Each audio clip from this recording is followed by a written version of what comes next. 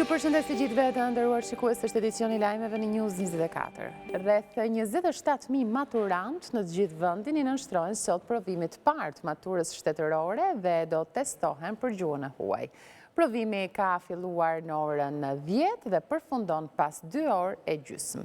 Në të gjithë vendin janë rreth 145 qendra provimi, kur çdo qendër administrohet nga një përgjegjës administrimi dhe nga administrator të caktuar për çdo mjedis ku zhvillohet provimi. Unë do të lidhem tani me kolegen Megi Latifi për të marrë më tepër informacione se si ka qenë atmosfera në këtë provim të parë të gjuhës huaj, i cili ka nisur në orën 10. Megi, të përshëndes, si po shkohet, ora shënon 11:02 minuta, a ka nisur të dalin nxënësit e parë apo ende është herët?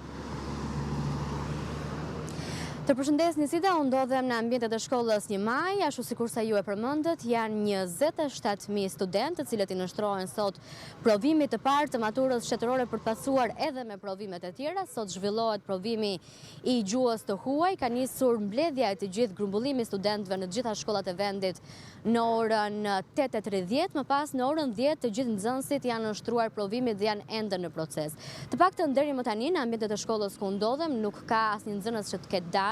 Deri në orën 12:30, ata janë të detyruar, të paktën sipas informacioneve që kemi marrë, që nuk duhet të largohen nga ambientet e sallës, por nuk e dim nëse do të vijojë siç ka qenë në vitet e mëparshme, që në momentin që një nxënës e mbaron provimin mund të largohet, apo do të qëndrojnë tek rregulloria e re që është këtë vit. Ajo që është risi në të gjitha shkollat e vendit këtë vit është që janë 140 teste që nxënësit me aftësi të kufizuara i janë përshtatur që të kenë mundësi që të zhvillojnë provimin e gjuhës të huaj, po ashtu do të vijohet me të njëjtin proces edhe në provimet e tjera, ndërkohë do të jenë rreth 640 mësues në total për të zhvilluar procesin më pas të korrigjimit të këtyre testeve. Kalendari do të pasohet deri në datën 24 qershor do të jenë të gjitha provimet, gjuha e huaj do të jetë në datën 3 qershor, gjuha shqipe dhe letërsia në datën 10 qershor, matematika në datën 17 qershor dhe provimi me zgjedhje në datën 24 qershor.